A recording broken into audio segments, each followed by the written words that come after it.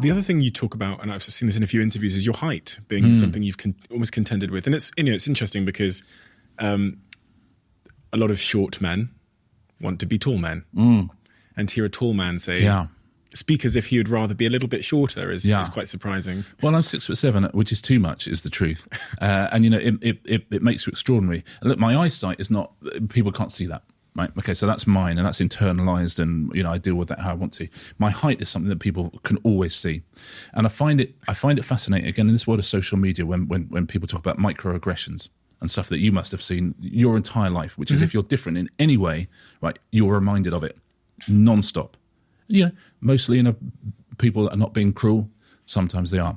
Now I have a height, so I'm not being discriminated against because of my height. Right.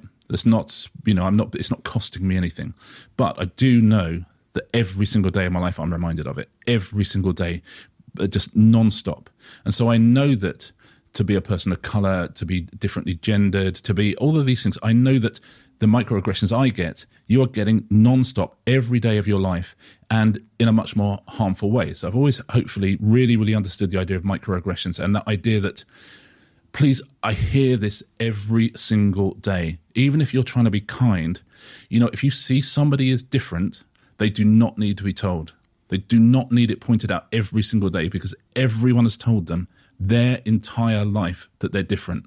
And I know you're just thinking, yeah, but it's just me. You think, yeah, but it's just you and 5 other people every single day forever. And, I've had that with my height forever and ever and ever, and felt incredibly self-conscious. And most people are perfectly nice. Some people are horrible, because some people, it's a really good radar for what people are like. I call it a C-word radar sometimes.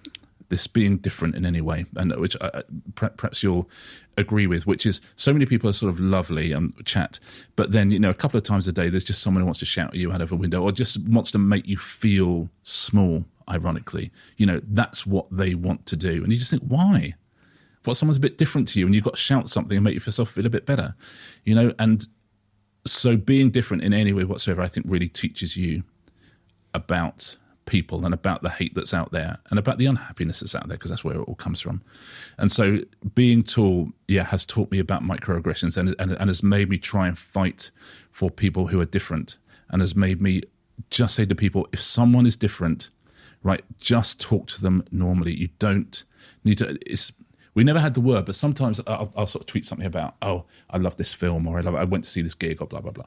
And like 10 people go, oh, glad I wasn't behind you. And you know what? It's a perfectly harmless joke, right? Perfectly harmless. I get it. I understand why people do it. But I get it every single time someone does it. So just think for 1 second, has this guy ever heard this before? Has he heard this thing before? Is it a fun thing to say to him?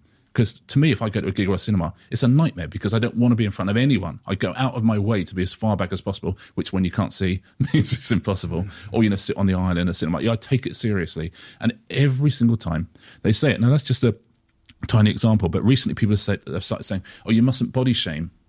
And I thought, well, that's interesting, because body shaming is sort of something that, certain people would say that, oh, that's what a snowflake, talking about body shaming. But actually, it really, I think, that's what you're doing. That's what people have done to me for the last 30 years. They body shame me, because they've talked about my stature and I felt ashamed. That's body shaming. I mean, that's what that is. I would never have thought of it as that. I just was embarrassed. It just made me feel shy. It made me not want to go out. But it's body shaming. And actually having it named, you just think, oh, good for you. And it's the younger generation who do it. They're so great. And they just say, no, come on.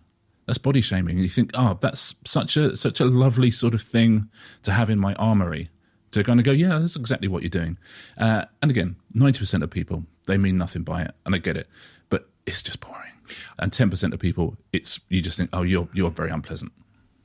I'm so glad to hear that, because it's really changed my perspective. Because, and I genuinely mean that. Like, I wouldn't sit here and just go, yeah, I agree. It's just, I genuinely have learned something. Yeah. And I think it's because of how I phrased the question at the start, in the sense that a lot of people feel a ton of shame for being slightly shorter, which is, again, it's a point of being different. And I've never heard, in my experience, someone say, But it's completely right that wherever they go, they must be continually reminded of the fact that they're taller than everybody and how that might make them feel. When did that first start happening in your life?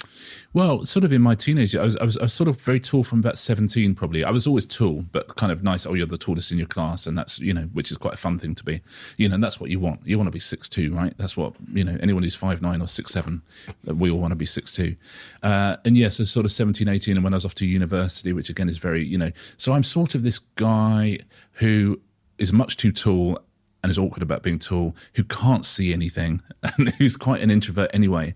And I sort of had this false self anyway from when he was 9 years old and his dad left and everything was okay. So, there was a real sort of storm of things brewing there. As I say, all of which have brought me good things in the end. But, I think meant that, I didn't live the life I should have done for many years because I was sort of hiding away from things. Some things I have to hide away from because with my eyesight, I just can't. It's not safe for me to do various things. And some things, just my height, and sort of think I'm going to look stupid. Oh, I'm going to look stupid going on a roller coaster thing. And also, what if my legs don't fit on that? And, just silly little things.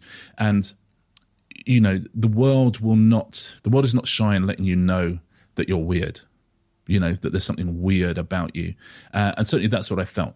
I felt weird. And of course, as soon as you feel weird, you have to sort of, you live with it and your behavior sort of changes and you're going to go, oh, no, I am a weird person. So I have to hide that away or explain away why I'm weird.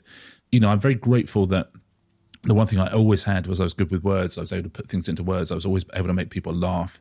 And so for years, I've been able to paper over the cracks of all of that because I had all this stuff, but I knew that I could sit in a room and make people laugh. And I knew I could say the right things to people. And so I got away with it for years and years and years is the truth.